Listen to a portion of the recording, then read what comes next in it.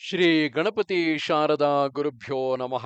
ಯತ್ರ ಯೋಗೇಶ್ವರ ಕೃಷ್ಣೋ ಯತ್ರ ಪಾರ್ಥೋ ಧನುರ್ಧರಃ ತತ್ರ ಶ್ರೀ ವಿಜಯ ಭೂತಿರ್ಧ್ರುವ ನೀತಿರ್ಮತಿರ್ಮಮ. ಶ್ರೋತೃಗಳಿಗೆ ಶ್ರೀ ಅಳಸಿಂಗರಾಚಾರ್ಯ ವಿರಚಿತ ಶ್ರೀ ವ್ಯಾಸ ಮಹರ್ಷಿ ಪ್ರಣೀತ ಶ್ರೀಮನ್ ಮಹಾಭಾರತದ ಶಾಂತಿ ಪರ್ವದಲ್ಲಿ ಜಾಪಕೋಪಾಖ್ಯಾನವು ಎಂಬ 197ನೆಯ ಅಧ್ಯಾಯಕ್ಕೆ ಸ್ವಾಗತ. ಆಮೇಲೆ ಯುಧಿಷ್ಠಿರನು ಭೀಷ್ಮಾಚಾರ್ಯನನ್ನು ಕುರಿತು, ತಾತ, ಇದಕ್ಕೆ ಮೊದಲು ನೀನು ಕಾಲ, ಯಮ, ಮೃತ್ಯುಗಳಿಗೂ ಇಕ್ಷ್ವಾಕುವಿಗೂ ಬ್ರಾಹ್ಮಣನಿಗೂ ಇದೇ ವಿಚಾರವಾಗಿ ವಿವಾದಗಳು ನಡೆದಂತೆ ಹೇಳಿದೆಯಲ್ಲವೇ? ಆ ವಿವಾದಗಳನ್ನೆಲ್ಲ ಸಂಪೂರ್ಣವಾಗಿ ನನಗೆ ವಿವರಿಸಿ ತಿಳಿಸಬೇಕು. ಅದಕ್ಕೆ ಆ ಭೀಷ್ಮನು, ರಾಜ, ಈ ಐವರ ವಿವಾದ ರೂಪವಾದ ಇತಿಹಾಸವೊಂದನ್ನು ಹಿರಿಯರು ಉದಾಹರಿಸಿರುವರು. ಆ ವಿವಾದವು ಎಲ್ಲಿ, ಯಾವಾಗ, ಯಾವ ಕಾರಣಕ್ಕಾಗಿ, ಯಾವ ಧರ್ಮಸೂಕ್ಷ್ಮವನ್ನು ಉದ್ದೇಶಿಸಿ ನಡೆದುದು ಅದನ್ನೆಲ್ಲ ನಿನಗೆ ತಿಳಿಸುವೆನು, ಕೇಳು. ಹಿಂದೆ ಯಶಸ್ವಿಯೂ ಧಾರ್ಮಿಕನೂ ಆದ ಬ್ರಾಹ್ಮಣನೊಬ್ಬನಿದ್ದನು. ಅವನು ಸದಾ ಜಪಶೀಲನು, ಪ್ರಾಜ್ಞನು, ವೇದಾಂಗಗಳನ್ನು ತಿಳಿದವನು. ಅವನು ಕುಶಿಕ ವಂಶದ ವಿಪ್ಪಲಾದನೆಂಬುವನ ಮಗನು. ಅವನಿಗೆ ವೇದಗಳಲ್ಲಿಯೂ ಅದರ ಷಡಂಗಗಳಲ್ಲಿಯೂ ಪರೋಕ್ಷ ಜ್ಞಾನವಿದ್ದಿತು. ಅವನು ಹಿಮವಂತದ ತಪ್ಪಲಿನಲ್ಲಿ ವಾಸಿಸುತ್ತಿದ್ದನು. ಅವನು ಬಹಳ ನಿಯಮದಿಂದ ಗಾಯತ್ರಿ ಮಂತ್ರವನ್ನು ಜಪಿಸುತ್ತಾ ಬ್ರಹ್ಮ ಪ್ರಾಪ್ತಿಗಾಗಿ ತಪಸ್ಸನ್ನು ಮಾಡುತ್ತಿದ್ದನು. ಹಾಗೆಯೇ ಸಹಸ್ರ ವರ್ಷಗಳು ಕಳೆದ ಮೇಲೆ ಗಾಯತ್ರಿ ದೇವಿಯು ಅವನಿಗೆ ಪ್ರತ್ಯಕ್ಷಳಾಗಿ, ವಿಪ್ರೋತ್ತಮ, ನಾನು ನಿನ್ನಲ್ಲಿ ಪ್ರಸನ್ನಳಾಗಿರುವೆನು ಎಂದಳು. ಆಗಲೂ ಆ ಬ್ರಾಹ್ಮಣನು ತನ್ನ ಜಪದಲ್ಲಿಯೇ ಇದ್ದು ಅವಳೊಡನೆ ಮಾತನ್ನೇ ಆಡದೆ ಸುಮ್ಮನಿದ್ದನು. ಅವನ ಸ್ಥಿರ ಬುದ್ಧಿಯನ್ನು ನೋಡಿ ಗಾಯತ್ರಿ ದೇವಿಗೆ ಸಂತೋಷವಾಯಿತು. ಅವನ ಜಪವನ್ನು ಅವಳು ತನ್ನ ಮನಸ್ಸಿನಲ್ಲಿ ಕೊಂಡಾಡುತ್ತಾ ಅಲ್ಲಿಯೇ ನಿರೀಕ್ಷಿಸುತ್ತಿದ್ದಳು. ಆಮೇಲೆ ಸ್ವಲ್ಪ ಹೊತ್ತಿಗೆ ತನ್ನ ಜಪವು ಪೂರ್ಣವಾಗಲು ಬ್ರಾಹ್ಮಣನು ಮೇಲೆದ್ದು ನಿಂತು ಗಾಯತ್ರಿ ದೇವಿಯನ್ನು ನೋಡಿ ಅವಳ ಪಾದಗಳಿಗೆ ತಲೆಬಗ್ಗಿ ನಮಸ್ಕರಿಸುತ್ತಾ, ಅಮ್ಮ, ನನ್ನ ಭಾಗ್ಯವಶದಿಂದ ನೀನು ಪ್ರಸನ್ನಳಾಗಿ ದರ್ಶನವನ್ನು ಕೊಟ್ಟೆ. ನೀನು ನನ್ನನ್ನು ಅನುಗ್ರಹಿಸುವುದಾದರೆ ನನ್ನ ಮನಸ್ಸು ಯಾವಾಗಲೂ ಜಪದಲ್ಲಿಯೇ ರಮಿಸುವಂತೆ ಮಾಡು ಎಂದನು. ಅದಕ್ಕೆ ಆ ಸಾವಿತ್ರಿಯು, ಓ ಬ್ರಹ್ಮರ್ಷಿ, ಅದಿರಲಿ, ನಿನ್ನ ಕೋರಿಕೆ ಏನು ಹೇಳು. ನಿನ್ನ ಉದ್ದಿಷ್ಟವು ಯಾವುದಿದ್ದರೂ ಅವೆಲ್ಲವೂ ಕೈಗೂಡುವವು ಎಂದಳು. ಆಗಲೂ ಬ್ರಾಹ್ಮಣನು, ಅಮ್ಮ, ಜಪದಲ್ಲಿ ನನಗಿರುವ ಆಶೆಯೇ ಮೇಲೆ ಮೇಲೆ ವೃದ್ಧಿ ಹೊಂದುತ್ತಿರಲಿ. ನನ್ನ ಮನಸ್ಸಿನ ಸಮಾಧಿ ದಶೆಯು ದಿನ ದಿನಕ್ಕೆ ದೃಢವಾಗಿ ವರ್ತಿಸುತ್ತಿರಲಿ ಎಂದನು. ಅದಕ್ಕೆ ಆ ಸಾವಿತ್ರಿಯು, ನಿನ್ನ ಉದ್ದೇಶದಂತೆಯೇ ಆಗಲಿ ಎಂದು ಹೇಳಿ ತಿರುಗಿ ಆ ಬ್ರಾಹ್ಮಣನಿಗೆ ಪ್ರಿಯವನ್ನು ಉಂಟು ಮಾಡುವ ಉದ್ದೇಶದಿಂದ, ಓ ಮಹರ್ಷಿ, ನೀನು ಇನ್ನು ಮೇಲೆ ನಿನ್ನಂತಹ ಬ್ರಾಹ್ಮಣರು ಹೋಗತಕ್ಕ ನರಕಕ್ಕೆ ಅಥವಾ ನರಕಪ್ರಾಯವಾದಂತಹ ಲೋಕಕ್ಕೆ ಹೋಗಲಾರೆ. ಇನ್ನು ನೀನು ಸ್ವತಃಸಿದ್ಧವೂ ದೋಷರಹಿತವೂ ಆದಂತಹ ಆ ಬ್ರಹ್ಮಸ್ಥಾನವನ್ನೇ ಸೇರುವೆ. ಇನ್ನು ನಾನು ಹೊರಡುವೆನು. ನನ್ನನ್ನು ಕುರಿತು ನೀನು ಪ್ರಾರ್ಥಿಸಿದುದು ನಿನಗೆ ಪೂರ್ಣವಾಗಿ ಫಲಿಸಲಿ. ನೀನು ಏಕಾಗ್ರ ಚಿತ್ತದಿಂದ ಜಪಿಸುತ್ತಿರು. ಧರ್ಮವು ತಾನಾಗಿ ನಿನ್ನನ್ನು ಬಂದು ಸೇರುವುದು. ಕಾಲನು, ಮೃತ್ಯುವು, ಯಮನು ನಿನ್ನ ಬಳಿಗೆ ಬರುವರು. ನಿನಗೂ ಅವರಿಗೂ ಧರ್ಮವನ್ನು ಕುರಿತು ವಿವಾದವು ನಡೆಯುವುದು ಎಂದಳು. ಓ ಧರ್ಮರಾಜ, ಹೀಗೆಂದು ಹೇಳಿ ಭಗವತಿಯಾದ ಆ ಗಾಯತ್ರಿ ದೇವಿಯು ತನ್ನ ಸ್ಥಾನಕ್ಕೆ ಹಿಂತಿರುಗಿದಳು. ಇತ್ತಲಾಗಿ ಆ ಬ್ರಾಹ್ಮಣನು ಇಂದ್ರಿಯಗಳನ್ನು ಅಡಗಿಸಿ ಕೋಪವನ್ನು ಜಯಿಸಿ ಸತ್ಯಸಂಧನಾಗಿ ಅಸೂಯಾರಹಿತನಾಗಿ 100 ದಿವ್ಯ ವರ್ಷಗಳವರೆಗೆ ಜಪದಲ್ಲಿಯೇ ಇದ್ದನು.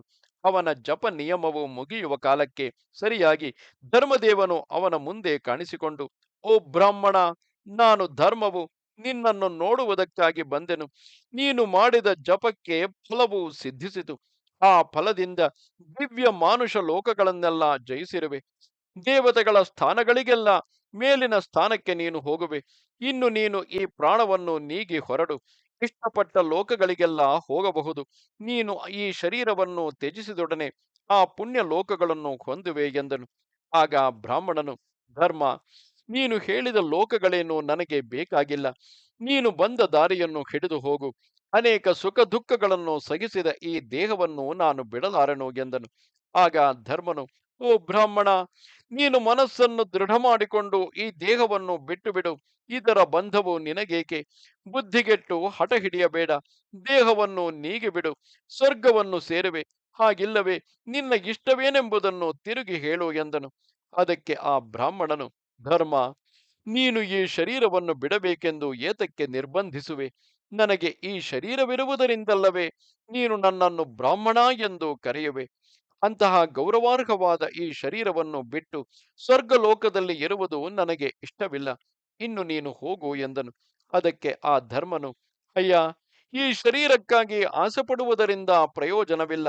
ಈ ಶರೀರವನ್ನು ಬಿಟ್ಟರೆ ನಿನಗೆ ಸುಖವುಂಟು.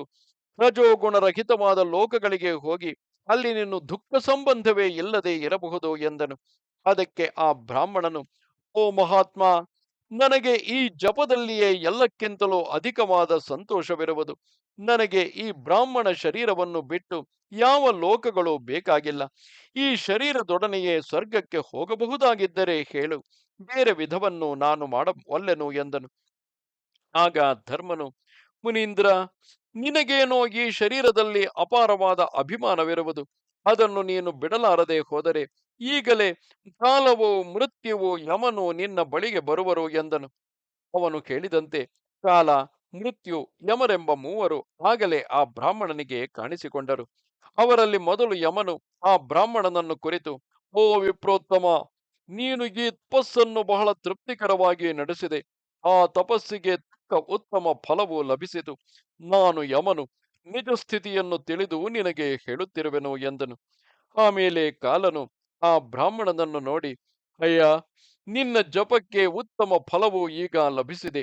ಸ್ವರ್ಗವನ್ನು ಹೊಂದಲು ನಿನಗೆ ಇದು ತಕ್ಕ ಕಾಲವು. ಕಾಲನಾದ ನಾನೇ ಬಂದು ಅದನ್ನು ನಿನಗೆ ತಿಳಿಸಿರುವೆನು ಎಂದನು. ಆಮೇಲೆ ಮೃತ್ಯುವು, ಓ ಧರ್ಮಜ್ಞ, ನಾನು ಮೃತ್ಯುವೆಂದು ತಿಳಿ.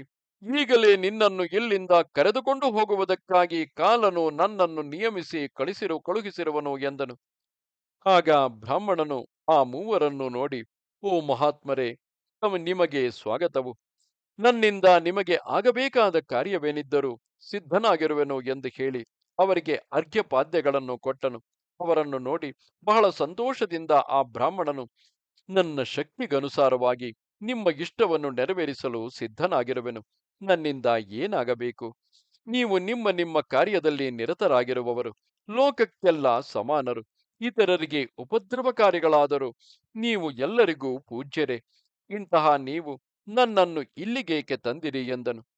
ಅದಕ್ಕೆ ಯಮನು, ನೀನು ಹೇಳಿದಂತೆ ನಾವು ಅತಿ ಕ್ರೂರರೆಂಬುದು ನಿಜವು. ಬ್ರಹ್ಮನ ಆಜ್ಞಾನುಸಾರವಾಗಿ ನಾವು ನಮ್ಮ ಕಾರ್ಯದಲ್ಲಿ ದುಡಿಯತಕ್ಕವರು. ಅವರವರ ಕರ್ಮವನ್ನು ಅನುಸರಿಸಿ ಅವರಲ್ಲಿ ವರ್ತಿಸುವುದು ನಮ್ಮ ವ್ರತವು ಎಂದನು. ಧರ್ಮಪುತ್ರ, ಇಷ್ಟರಲ್ಲಿ ತೀರ್ಥಯಾತ್ರೆಗಾಗಿ ಸಂಚರಿಸುತ್ತಿದ್ದ ಇಕ್ಷ್ವಾಕು ಮಹಾರಾಜನು ಆ ನಾಲ್ವರು ಸೇರಿದ್ದ ಸ್ಥಳಕ್ಕೆ ಬಂದು ಸೇರಿದನು. ಆ ರಾಜನು ಅವರೆಲ್ಲರಿಗೂ ನಮಸ್ಕರಿಸಿ ಅವರನ್ನು ಪೂಜಿಸಿ ಅವರ ಕುಶಲ ಪ್ರಶ್ನೆಯನ್ನು ಕೇಳಿದನು. ಆಮೇಲೆ ಆ ಬ್ರಾಹ್ಮಣನು ರಾಜನಿಗೆ ಅರ್ಘ್ಯಪಾದ್ಯಾದಿಗಳನ್ನು ಕೊಟ್ಟು ಸತ್ಕರಿಸಿ ಕುಶಲ ಪ್ರಶ್ನೆಯನ್ನು ಮಾಡಿ, ಓ ಮಹಾರಾಜ, ನಿನಗೆ ಸುಖಾಗಮನವು. ನೀನು ಬಂದ ಉದ್ದೇಶವೇನು? ನನ್ನ ಶಕ್ತಿಗನುಸಾರವಾಗಿ ನಾನು ನಿನಗೆ ಮಾಡಬೇಕಾದ ಕಾರ್ಯವೇನಿದ್ದರೂ ತಿಳಿಸು ಎಂದನು. ಅದಕ್ಕೆ ಆ ರಾಜನು, ಓ ವಿಪ್ರೋತ್ತಮ, ನೀನು ದಾನ ಪ್ರತಿಗ್ರಹಾದಿ ಷಟ್ಕರ್ಮಗಳಿಗೂ ಅಧಿಕಾರವುಳ್ಳ ಬ್ರಾಹ್ಮಣನು. ನಾನು ಕ್ಷತ್ರಿಯನಾದ ರಾಜನು. ಆದುದರಿಂದ ನಿನ್ನಲ್ಲಿ ನಾನು ಕೇಳುವುದೇನಿದೆ? ನಾನೇ ನಿನಗೆ ಬೇಕಾದರೆ ಧನವನ್ನು ಕೊಡುವೆನು, ಕೇಳು, ಅಥವಾ ನಿನಗೆ ಬೇಕಾದುದನ್ನೆಲ್ಲ ಕೇಳು ಎಂದನು. ಆಗ ಬ್ರಾಹ್ಮಣನು, ರಾಜೇಂದ್ರ, ನೀನು ಹೇಳುವುದು ವಾಸ್ತವವೇ. ಆದರೆ ಬ್ರಾಹ್ಮಣರಲ್ಲಿ ಎರಡು ಬಗೆಯುಂಟು. ಅವರ ಧರ್ಮಗಳಲ್ಲಿ ಪ್ರವೃತ್ತಿ, ನಿವೃತ್ತಿ ಎಂಬ ಭೇದಗಳಿವೆ. ನಾನಾದರೂ ಪ್ರತಿಗ್ರಹಾದಿಗಳನ್ನೆಲ್ಲ ಬಿಟ್ಟು ಕೇವಲ ನಿವೃತ್ತಿ ಧರ್ಮದಲ್ಲಿ ಇರತಕ್ಕವನು. ಪ್ರವೃತ್ತಿ ಧರ್ಮದಲ್ಲಿ ಇರತಕ್ಕವರಿಗೆ ನೀನು ಏನನ್ನಾದರೂ ಕೊಡಬಹುದು. ಅಂತಹವರು ನಿನ್ನಿಂದ ಪ್ರತಿಗ್ರಹಿಸುವರು. ನಾನೇ ನನ್ನ ತಪೋಬಲದಿಂದ ನಿನಗೆ ಬೇಕಾದುದನ್ನು ಸಾಧಿಸಿಕೊಡಬಲ್ಲೆನು. ನಿನಗೆ ಇಷ್ಟವಾದುದನ್ನು ಹೇಳು ಎನ್ನಲು ರಾಜನು, ನಾನು ಕ್ಷತ್ರಿಯನು. ಇದುವರೆಗೆ ನನ್ನ ಬಾಯಿಂದ ದೇಹಿ ಎಂಬ ಶಬ್ದೋಪಚರಣವನ್ನೇ ಅರಿಯನು. ನನಗೆ ಕೊಡುವವರಾರಾದರೂ ಇದ್ದರೆ ಯುದ್ಧವನ್ನು ಕೊಡು ಎಂದು ಹೇಳುವುದೊಂದನ್ನೇ ನಾನು ಬಲ್ಲೆನು ಎಂದನು. ಆಗ ಬ್ರಾಹ್ಮಣನು, ರಾಜೇಂದ್ರ, ಅದು ಸರಿಯೇ. ನೀನು ಸ್ವಧರ್ಮದಲ್ಲಿ ಸಂತುಷ್ಟನಾಗಿರುವಂತೆ ನಾನು ನನ್ನ ಧರ್ಮದಲ್ಲಿ ತೃಪ್ತನಾಗಿರುವೆನು. ಆದುದರಿಂದ ನಮ್ಮಲ್ಲಿ ಇನ್ನು ಉತ್ತರ ಪ್ರತ್ಯುತ್ತರಗಳಿಗೆ ಅವಕಾಶವಿಲ್ಲ. ನಿನಗೆ ಇಷ್ಟವಿದ್ದಂತೆ ನಡೆ ಎಂದನು. ಆಗ ರಾಜನು, ವಿಪ್ರೋತ್ತಮ, ಮೊದಲು ನೀನು ನನಗೆ ನಿನ್ನ ಶಕ್ತ್ಯಾನುಸಾರವಾಗಿ ಕೊಡುವೆನೆಂದು ಹೇಳಿದೆಯಲ್ಲವೇ? ನಾನೊಂದನ್ನು ಕೇಳುವೆನು. ನಿನ್ನ ಜಪ ಫಲವನ್ನೆಲ್ಲ ನನಗೆ ಕೊಟ್ಟು ಬಿಡು ಎಂದನು. ಅದಕ್ಕೆ ಆ ಬ್ರಾಹ್ಮಣನು, ರಾಜ, ನೀನು ನನ್ನ ಬಾಯಿಂದ ಯುದ್ಧ ಯಾಚನೆಯೊಂದನ್ನು ಹೊರತು ಬೇರೆ ವಿಧವಾದ ಯಾಚನೆಯೇ ಹೊರಡಲಾರದೆಂದು ಜಂಬವನ್ನು ಹೇಳಿಕೊಂಡೆಯಲ್ಲವೇ? ಆ ಯುದ್ಧಕ್ಕೆ ನನ್ನಲ್ಲಿ ಪ್ರಸಕ್ತಿ ಇಲ್ಲ. ಅದಿಲ್ಲದಿದ್ದ ಮೇಲೆ ತಿರುಗಿ ನೀನೇಕೆ ಯಾಚಿಸುವೆ ಎಂದನು. ಅದಕ್ಕೆ ರಾಜನು, ಬ್ರಾಹ್ಮಣೋತ್ತಮ, ಬ್ರಾಹ್ಮಣರು ವಾಕ್ಯನಲ್ಲಿ ವಜ್ರಾಯುಧದ ಬಲವುಳ್ಳವರು, ಕ್ಷತ್ರಿಯರು ಬಾಹುಬಲದಿಂದ ಜೀವಿಸತಕ್ಕವರು. ಈಗ ನಿನ್ನೊಡನೆ ನನಗೆ ತೀವ್ರವಾದ ವಾಗ್ಯುದ್ಧವೇ ನಡೆದಂತಾಗಿತಲ್ಲವೇ ಎನ್ನಲು ಬ್ರಾಹ್ಮಣನು, ರಾಜ, ಹಾಗಲ್ಲ. ಇದು ನಿಜವಾಗಿ ನನ್ನ ಪ್ರತಿಜ್ಞೆ. ನನ್ನ ಶಕ್ತಿಗನುಸಾರವಾಗಿ ನಾನು ಕೊಡಬೇಕಾದುದೇನು? ಬೇಗನೆ ಹೇಳು. ಸಂದರ್ಭ ಒದಗಿದಾಗ ಸಾವಕಾಶ ಮಾಡಬಾರದು ಎಂದನು. ಅದಕ್ಕೆ ಆ ರಾಜನು, ನೀನು ಹಾಗೆ ಕೊಡುವುದಾಗಿದ್ದರೆ ನೀನು ಸಹಸ್ರ ಸಂವತ್ಸರಗಳಿಂದ ನಡೆಸಿದ ತೀವ್ರವಾದ ಜಪ ಫಲಗಳನ್ನೇ ನನಗೆ ಕೊಡು ಎಂದನು. ಆಗ ಬ್ರಾಹ್ಮಣನು, ರಾಜ, ಹಾಗಿದ್ದರೆ ನಾನು ಮಾಡಿದ ಜಪದ ಉತ್ತಮ ಫಲವಾವುದೋ ಅದನ್ನು ನೀನು ಸ್ವೀಕರಿಸು. ನನ್ನ ಜಪ ಫಲದಲ್ಲಿ ಅರ್ಧ ಭಾಗವನ್ನಾದರೂ ಅಂಗೀಕರಿಸು. ಹಾಗಿಲ್ಲವೇ ನನ್ನ ಜಪ ಫಲವನ್ನೆಲ್ಲ ಸಂಪೂರ್ಣವಾಗಿ ಬೇಕಾದರೂ ತೆಗೆದುಕೊಳ್ಳಬಹುದು ಎಂದನು. ಆಗ ರಾಜನು, ಬ್ರಾಹ್ಮಣೋತ್ತಮ, ನಿನಗೆ ಮಂಗಳವಾಗಲಿ. ನಿನ್ನ ಜಪ ಫಲವೇನು ಈಗ ನನಗೆ ಬೇಕಾದುದಿಲ್ಲ. ನಾನು ಹೋಗುವೆನು. ಆದರೆ ನಿನ್ನ ಜಪದ ಫಲವೇನು ಎಂಬುದನ್ನು ಮಾತ್ರ ನನಗೆ ತಿಳಿಸಿದರೆ ಸಾಕು ಎಂದನು. ಆಗ ಆ ಬ್ರಾಹ್ಮಣನು, ನನಗೆ ಲಭಿಸಿದ ಫಲವೇನೆಂಬುದನ್ನು ನಾನು ಕಾಣೆನು. ನಾನು ಪಡೆದುದನ್ನು ನಿನಗೆ ಕೊಟ್ಟು ಬಿಟ್ಟೆನು. ಇದಕ್ಕೆ ಈ ಧರ್ಮನು, ಕಾಲನು, ಯಮನು, ಈ ಮೂವರು ಸಾಕ್ಷಿಗಳಾಗಿರಲಿ. ಆಗ ರಾಜನು ಹೇಳುತ್ತಾನೆ, ಬ್ರಾಹ್ಮಣ, ನಿನ್ನ ಧರ್ಮಕ್ಕೆ ಫಲವೆಂತಹದೆಂದು ತಿಳಿಯದಿದ್ದ ಮೇಲೆ ಅದರಿಂದ ನನಗೇನು ಪ್ರಯೋಜನವು? ಅದರ ಫಲವನ್ನು ತಿಳಿಸದಿದ್ದ ಮೇಲೆ ಅದನ್ನು ನೀನೇ ಅನುಭವಿಸು. ಸಂಶಯಕ್ಕೆ ಎಡೆಯಾದುದನ್ನು ನಾನೊಲ್ಲೆನು ಎಂದನು. ಆಗ ಬ್ರಾಹ್ಮಣನು, ನೀನು ಆಡಿದ ಮಾತಿಗೆ ತಪ್ಪುತ್ತಿರುವೆ. ಕೊಟ್ಟುದನ್ನು ನಾನು ತಿರುಗಿ ಹಿಂದೆ ತೆಗೆಯಲಾರೆನು. ಇಲ್ಲಿ ನಮ್ಮಿಬ್ಬರ ಮಾತುಗಳೇ ಪ್ರಮಾಣವು. ರಾಜರ್ಷಿ, ಭಾಗವನ್ನು ಪಡೆಯುವುದೂ ಒಂದೇ ಸಾರಿ, ಕನ್ಯೆಯನ್ನು ಕೊಡುವುದು ಒಂದೇ ಸಾರಿ, ಕೊಡುವೆನೆಂದು ಬಾಯಿಂದ ಆಡುವುದು ಒಂದೇ ಸಾರಿ. ಇವು ಮೂರು ಒಂದೊಂದು ಸಾರಿ ನಡೆದ ಮೇಲೆ ತೀರಿತು. ನಾನು ಜಪವನ್ನು ತೊಡಗುವುದಕ್ಕೆ ಮೊದಲು ಅದರ ಫಲವೇನೆಂಬುದನ್ನು ಕುರಿತು ಯಾವಾಗಲೂ ಚಿಂತಿಸಿದವನೇ ಅಲ್ಲ. ಜಪವನ್ನು ತೊಡಗುವುದಕ್ಕೆ ಅಥವಾ ಜಪದಲ್ಲಿ ತೊಡಗುವುದಕ್ಕೆ ಮೊದಲು ಅದರ ಫಲವೇನೆಂಬುದನ್ನು ಕುರಿತು ಯಾವಾಗಲೂ ಚಿಂತಿಸಿದವನೇ ಅಲ್ಲ. ನನಗಾದರೂ ಅದು ಹೇಗೆ ತಿಳಿಯುವುದು? ನಾನೇನೋ ಫಲವನ್ನು ಕೊಡುವುದಾಗಿ ಬಾಯಿಂದ ಆಡಿಬಿಟ್ಟೆನು. ಆ ಮಾತನ್ನು ನಾನು ಸುಳ್ಳಾಗಿಸಲಾರೆನು. ನೀನು ಸತ್ಯವನ್ನು ಬಿಟ್ಟು ಹೋಗಬಾರದು. ಸ್ಥಿರ ಮನಸ್ಕನಾಗಿ ಸತ್ಯವನ್ನು ರಕ್ಷಿಸು.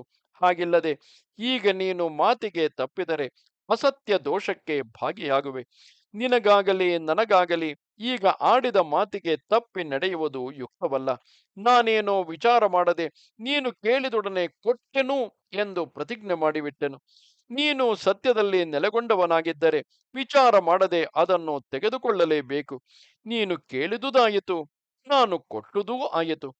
ಇದರ ಮೇಲೆ ವಿಚಾರವೇನಿದೆ? ಆಡಿದ ಮಾತನ್ನು ನಾವಿಬ್ಬರೂ ಸುಳ್ಳಾಗಿಸಬಾರದು. ಸುಳ್ಳಾಡುವವರಿಗೆ ಇಹವೂ ಇಲ್ಲ, ಪರವೂ ಇಲ್ಲ. ಅನೃತವಾದಿಗಳು ತಮ್ಮ ಪೂರ್ವಿಕರನ್ನು ಉದ್ಧರಿಸಲಾರರು. ಇನ್ನು ಅವರಿಂದ ಅವರ ಮುಂದಿನ ಸಂತತಿಗೆ ಸದ್ಗತಿಯಲ್ಲಿಯದು. ಯಜ್ಞ, ದಾನ, ಅಧ್ಯಯನ, ಶೀಲಾದಿಗಳೊಂದು ಸತ್ಯದಂತೆ ಸದ್ಗತಿಗೆ ಸಾಧನಗಳಾಗಲಾರವು.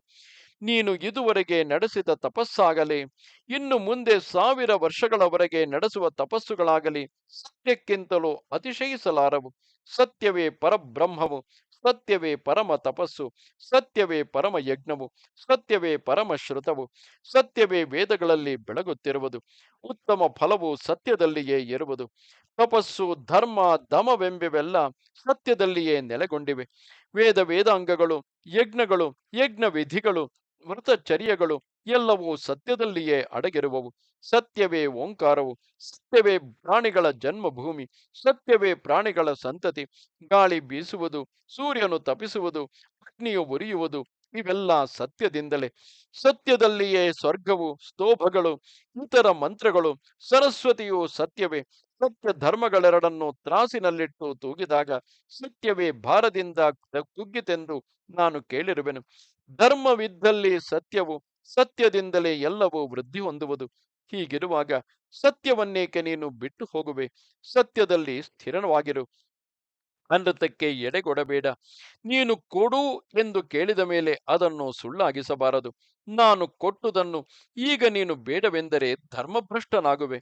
ಕೊಟ್ಟೆನು ಎಂದು ಹೇಳಿ ಕೊಡದಿದ್ದವನು, ಕೊಡು ಎಂದು ಕೇಳಿದ ಮೇಲೆ ಪ್ರತಿಗ್ರಹಿಸಿದವನು, ಇಬ್ಬರು ಪ್ರತಿಗ್ರಹಿಸಿದವನು ಇಬ್ಬರು ಅನೃತವಾದಿಗಳೇ ಆಗುವರು.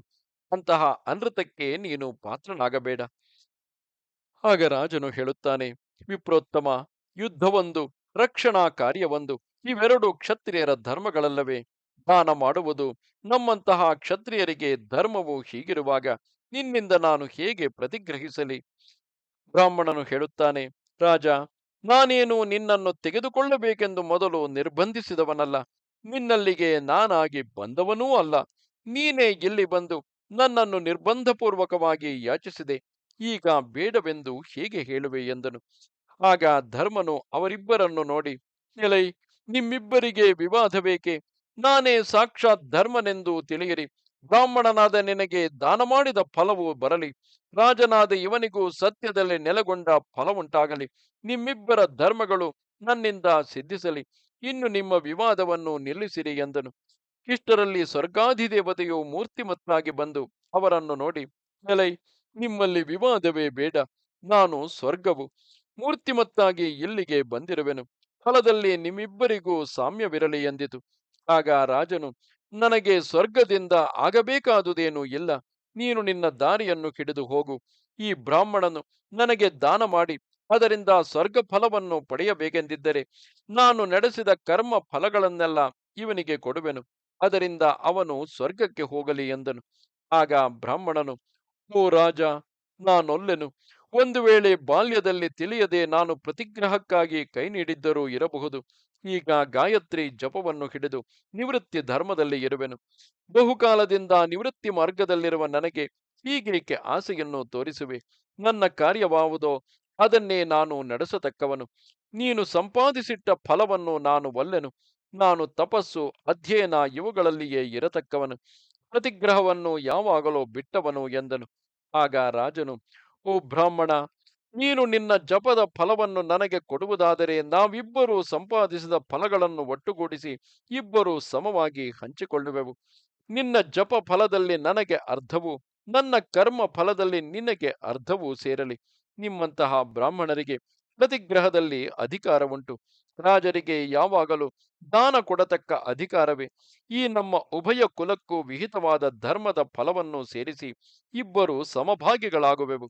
ಒಂದು ವೇಳೆ ಫಲದಲ್ಲಿ ನಿನಗೆ ಸಮಾನನಾಗಿರಲು ಒಂದು ವೇಳೆ ಫಲದಲ್ಲಿ ನನಗೆ ಸಮಾನನಾಗಿರಲು ನಿನಗೆ ಇಷ್ಟವಿಲ್ಲದ ಪಕ್ಷದಲ್ಲಿ ನಾನು ಸಂಪಾದಿಸಿದ ಕರ್ಮ ಫಲಗಳನ್ನು ಮಾತ್ರ ನೀನೇ ತೆಗೆದುಕೊಳ್ಳುವವನಾಗು. ನನ್ನನ್ನು ನೀನು ಅನುಗ್ರಹಿಸುವುದಾದರೆ ನನ್ನ ಧರ್ಮವನ್ನೇ ನೀನು ತೆಗೆದುಕೊಳ್ಳಬೇಕು ಎಂದನು. ಓ ಧರ್ಮರಾಜ, ಇದೇ ಸಮಯದಲ್ಲಿ ವಿಕೃತ ವೇಷವುಳ್ಳ ಇಬ್ಬರು ಪುರುಷರು ಆ ಸ್ಥಳಕ್ಕೆ ಬಂದರು. ಇಬ್ಬರು ಚಿಂದಿ ಬಟ್ಟೆಗಳನ್ನುಟ್ಟವರು.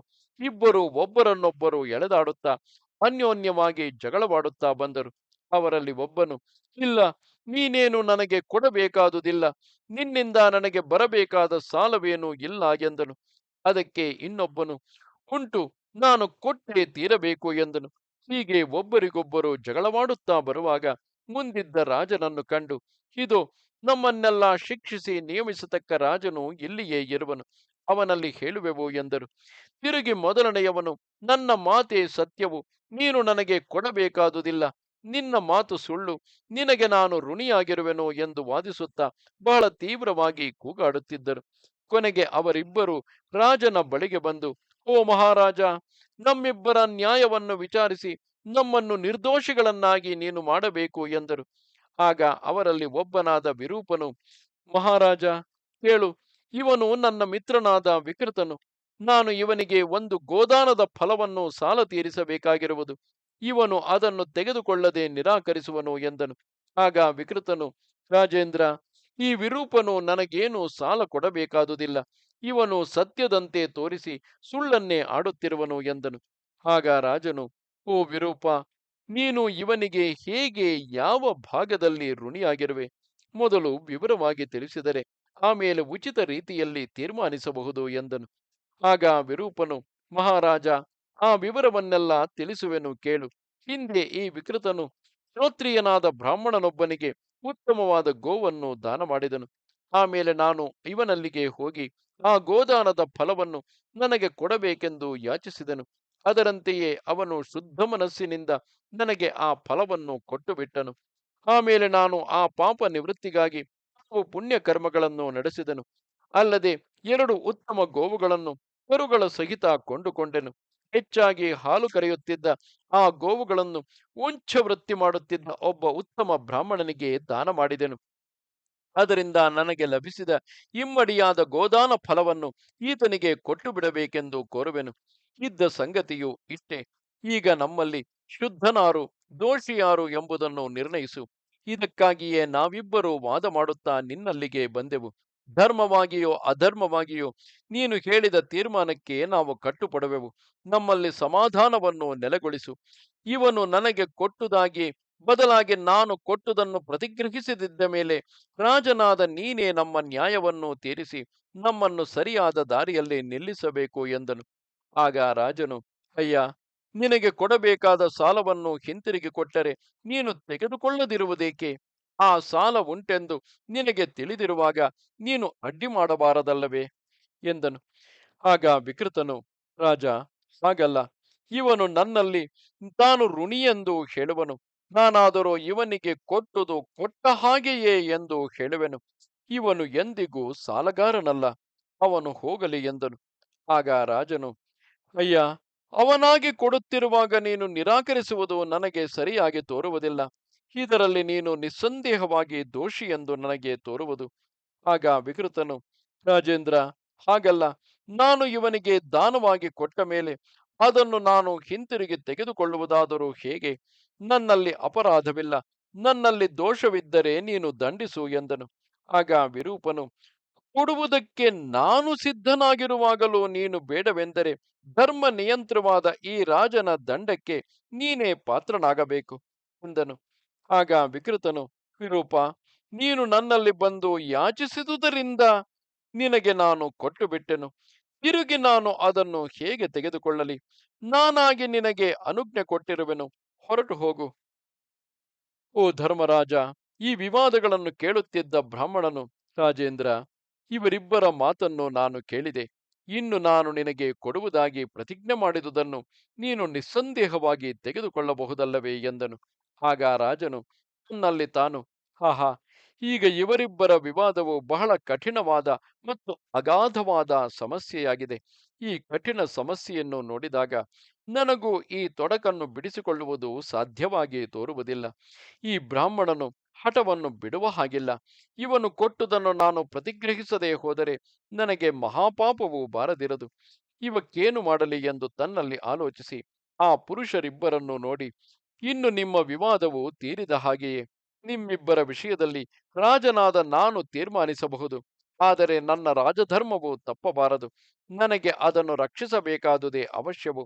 ಆದರೆ ಬುದ್ಧಿಹೀನನಾದ ನನ್ನನ್ನು ಈಗ ಕಠಿಣವಾದ ಬ್ರಾಹ್ಮಣ ಧರ್ಮವು ಎಂದರೆ ಪ್ರತಿಗ್ರಹವು ಬಂಧಿಸುತ್ತಿದೆಯಲ್ಲ, ಮಾಡುವುದೇನು ಎಂದನು.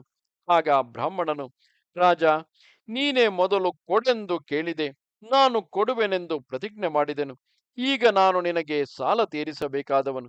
ನೀನು ತೆಗೆದುಕೊಳ್ಳದೆ ಹೋದರೆ ನನ್ನ ಶಾಪಕ್ಕೆ ತಪ್ಪದೆ ನೀನು ಗುರಿಯಾಗುವೆ ಎಂದನು.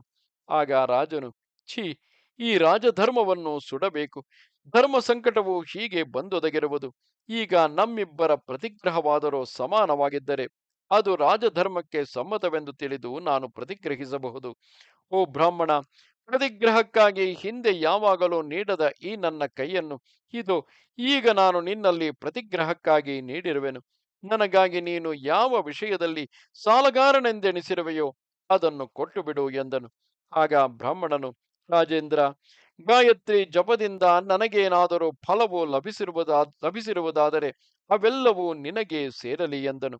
ಆಗ ರಾಜನು, ಬ್ರಾಹ್ಮಣೋತ್ತಮ, ಈಗ ನಿನ್ನ ದಾನ ಜಲವೇನೋ ನನ್ನ ಕೈಗೆ ಬಿದ್ದುದಾಯಿತು. ಈ ದಾನ ಪ್ರತಿಗ್ರಹಗಳು ನಮ್ಮಿಬ್ಬರಲ್ಲಿ ಸಮಾನವಾಗಿಯಾದರೂ ಇರಲಿ. ಈ ನಡುವೆ ವಿರೂಪನು, ರಾಜೇಂದ್ರ, ನೀನು ಕಳವಳಿಸಬೇಡ. ನಮ್ಮಿಬ್ಬರನ್ನು ಕಾಮ ಕ್ರೋಧಗಳೆಂದು ತಿಳಿ. ನಾವು ನಿನ್ನನ್ನು ಪರೀಕ್ಷಿಸುವುದಕ್ಕಾಗಿಯೇ ಹೀಗೆ ಮಾಡಿದವರು. ನೀನು ಬ್ರಾಹ್ಮಣನಿಂದ ತೆಗೆದೆ ನಿಬ್ಬರಿಗೂ ಸಮಾನ ಫಲವಿರಬೇಕೆಂದು ನೀನು ಕೋರಿದಂತೆ ನಿಮ್ಮಿಬ್ಬರಿಗೂ ಪುಣ್ಯ ಲೋಕಗಳು ಸಮಾನಗಳಾಗಿರಲಿ. ಈ ವಿಕೃತನೆಂಬುವನು ನಿಜವಾಗಿ ನನಗೇನು ಕೊಡಬೇಕಾದುದಿಲ್ಲ. ನಿನಗಾಗಿಯೇ ನಾವು ಈ ವಿಧವಾಗಿ ಪ್ರವರ್ತಿಸಿದೆವು. ಈಗ ಇಲ್ಲಿ ಕಾಲ, ಧರ್ಮ, ಮೃತ್ಯುಗಳು, ಕಾಮ ಕ್ರೋಧಗಳೆಂಬ ನಾವಿಬ್ಬರೂ ಬಂದು ಸೇರಿದುದು ನಿಮ್ಮಿಬ್ಬರಿಗೆ ಈ ವಿವಾದವನ್ನು ಹುಟ್ಟಿಸಿ ನಿನ್ನ ನಿರ್ಣಯವನ್ನು ಪರೀಕ್ಷಿಸುವುದಕ್ಕಾಗಿಯೇ ಹೊರತು ಬೇರೆಯಲ್ಲ. ಪುನರ್ಜನ್ಮ ರಹಿತವಾದ ಬ್ರಹ್ಮನ ಸ್ಥಾನವು ಎಲ್ಲಕ್ಕಿಂತಲೂ ಮೇಲಾದುದು. ಅದು ಎಣೆಯಿಲ್ಲದುದು, ದ್ವಂದ್ವರಹಿತವಾದುದು, ನಿರ್ಮಲವಾದುದು. ಆ ಸ್ಥಾನವು ನಿಮ್ಮಿಬ್ಬರಿಗೂ ಲಭಿಸಲಿ. ಇನ್ನು ನಾವು ನಮ್ಮ ನಮ್ಮ ಲೋಕಕ್ಕೆ ಹೋಗುವೆವು. ನೀನು ನಿನ್ನ ಇಷ್ಟದಂತೆ ನಿನ್ನ ಕರ್ಮದಿಂದ ಜಯಿಸಿದ ಉತ್ತಮ ಲೋಕಗಳಿಗೆ ಹೋಗಿ ಸುಖಿಸು ಎಂದನು. ಹೀಗೆಂದು ಹೇಳಿ ಧರ್ಮ ಯಮಾದಿಗಳೆಲ್ಲರೂ ಮತ್ತೊಮ್ಮೆ ರಾಜನನ್ನು ಬ್ರಾಹ್ಮಣನನ್ನು ನೋಡಿ, ಓ ಮಹಾತ್ಮರೇ, ನಮಗೆಲ್ಲ ಶಿರಸ್ಸೆನಿಸಿಕೊಂಡು ಬ್ರಹ್ಮಲೋಕವೆಂದು ಪ್ರಖ್ಯಾತವಾದ ಉತ್ತಮ ಸ್ಥಾನಕ್ಕೆ ನೀವು ಸೇರಿದಿರಿ. ನೀವಿಬ್ಬರು ನಮ್ಮೈವರನ್ನು ಜಯಿಸಿದವರು. ನೀವು ಕೋರಿದ ಲೋಕಗಳೆಲ್ಲ ನಿಮಗೆ ನಿಸ್ಸಂದೇಹವಾಗಿ ಸಿದ್ಧಿಸಿದಂತೆಯೇ ಎಂದರು. ಧರ್ಮಪುತ್ರ, ಜಪಶೀಲರಿಗೆ ಲಭಿಸತಕ್ಕ ಫಲಗಳು, ಅವರು ಹೊಂದತಕ್ಕ ಗತಿ, ಅವರು ಜಯಿಸತಕ್ಕ ಸ್ಥಾನಗಳು, ಅವರು ಸೇರತಕ್ಕ ಉತ್ತಮ ಲೋಕಗಳು, ಇವನ್ನೆಲ್ಲ ನಿನಗೆ ತಿಳಿಸಿದೆನು. ಗಾಯತ್ರಿ ಮಂತ್ರವನ್ನು ಜಪಿಸತಕ್ಕವರು ಪರಬ್ರಹ್ಮ ಸ್ಥಾನವನ್ನೇ ಹೊಂದುವರು. ಅವರು ಆಶೆಪಟ್ಟರೆ ಅಗ್ನಿ ಲೋಕವನ್ನು, ಸೂರ್ಯ ಲೋಕವನ್ನು ಹೊಂದಬಹುದು. ಅವರು ಅಲ್ಲಿಗೆ ತಕ್ಕ ರಜೋಮಯ ತೇಜೋಮಯ ರೂಪದಿಂದ ರಮಿಸುತ್ತಾ ಅವುಗಳಲ್ಲಿ ಮೋಹಿತರಾಗಿ ಅಲ್ಲಿನ ಗುಣಗಳನ್ನೆಲ್ಲ ಅನುಭವಿಸುವರು. ಇದರಂತೆಯೇ ಅವರು ಆ ಜಪ ಫಲದಿಂದ ಸೋಮ ವಾಯುಲೋಕಗಳಿಗೆ ಹೋದರೂ ಭೂಮ್ಯಾಕಾಶಗಳಲ್ಲಿದ್ದರೂ ಅಲ್ಲಲ್ಲಿ ಮೋಹಿತರಾಗಿ ಅಲ್ಲಿನ ಗುಣಗಳನ್ನೇ ತಮ್ಮಲ್ಲಿ ಹೊಂದುವರು. ಅವರಿಗೆ ಅಲ್ಲಿದ್ದಾಗ ಅಲ್ಲಿನ ಸೌಖ್ಯಗಳೆಲ್ಲ ಅಶಾಶ್ವತಗಳೆಂಬ ಸಂಶಯವು ಹುಟ್ಟಿ ವಿರಕ್ತಿಯುಂಟಾಗಿ ಅದಕ್ಕಿಂತಲೂ ಮೇಲೆನಿಸಿ ಅವ್ಯಯ ಸ್ಥಾನವಾದ ಪರಮಪದಕ್ಕೆ ಹೋಗುವ ಆತುರವು ಹುಟ್ಟಿದರೆ ಅದನ್ನು ಹೊಂದಬಲ್ಲರು. ಅಮೃತಕ್ಕೂ ಅಮೃತಪ್ರಾಯವಾದ ಆ ಉತ್ತಮ ಸ್ಥಾನವನ್ನು ಹೊಂದಿದ ಮೇಲೆ ಆಶೆಯು ಅಹಂಕಾರವು ಸಂಪೂರ್ಣವಾಗಿ ನೀಗುವವು. ಅಲ್ಲಿ ದ್ವಂದ್ವರಹಿತರಾಗಿ ಬ್ರಹ್ಮ ಸ್ವರೂಪವನ್ನು ಹೊಂದಿ ನಿರಾಮಯರಾಗಿ ಸುಖ ಶಾಂತಿಗಳಿಂದ ರಮಿಸುವರು. ಆ ಸ್ಥಾನವು ಪುನರಾವೃತ್ತಿ ಇಲ್ಲದುದು, ಅಸಮಾನವು, ಅಕ್ಷರವು, ದುಃಖರಹಿತವು, ಅಚಲವು, ಬ್ರಹ್ಮಶಬ್ದ ವಾಚ್ಯವೂ ಆದ ಉತ್ತಮೋತ್ತಮ ಸ್ಥಾನವೆಂದರೆ ಅದೇ. ಅಲ್ಲಿ ಸೇರಿದವನನ್ನು ಪ್ರತ್ಯಕ್ಷಾದಿ ಅನುಮಾನ ಶಬ್ದ ಮನಸ್ಸುಗಳೆಂಬ 4 ಲಕ್ಷಣಗಳು, ಪ್ರಾಣ ಧರ್ಮಗಳೆನಿಸಿದ ಹಸಿವು ಬಾಯಾರಿಕೆಗಳೆರಡು, ಶೋಕ ಮೋಹಗಳೆಂಬ ಮನೋಧರ್ಮಗಳೆರಡು, ಜರ ಮರಣಗಳೆಂಬ ಶರೀರ ದೋಷಗಳೆರಡು, ಈ 6 ದೋಷಗಳು, ದಶೇಂದ್ರಿಯಗಳು, ಪಂಚಪ್ರಾಣಗಳು, ಮನಸ್ಸು ಎಂಬಿ 16 ವಸ್ತುಗಳು ಅಗಲಿ ಹೋಗುವವು. ಅವನು ಅಲ್ಲಿನ ಪುರುಷನನ್ನು ಅಂದರೆ ಬ್ರಹ್ಮದೇವನನ್ನು ಅತಿಕ್ರಮಿಸಿ ವಿಭುವಾದ ಪರಮಾತ್ಮನ ರೂಪವನ್ನು ಹೊಂದುವನು. ಹಾಗಿಲ್ಲದೆ ಅವನು ಮನೋರಾಗದಿಂದ ಸಾಯುಜ್ಯವನ್ನವಲ್ಲದೆ ಅಹಂಕಾರದಿಂದ ಬೇರೆಯಾಗಿರಲು ಆಶೆಪಟ್ಟರೂ ಅವನು ಕೋರಿದ ಕಾಮಗಳನ್ನು ಪಡೆದು ಸುಖಿಸಬಹುದು.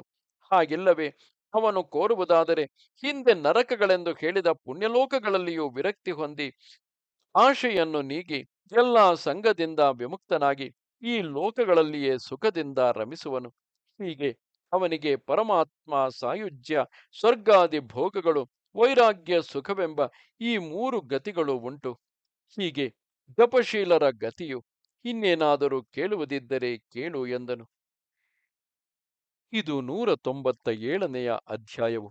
ನಮಸ್ತೆ ಶಾರದೆ ದೇವಿ, ಕಾಶ್ಮೀರ ಪುರವಾಸಿನಿ, ತ್ವಾಮಹಂ ಪ್ರಾರ್ಥೆಯೇ ನಿತ್ಯಂ, ವಿದ್ಯಾದಾನಂಚ ದೇಹಿಮೆ. ನಮಸ್ಕಾರ.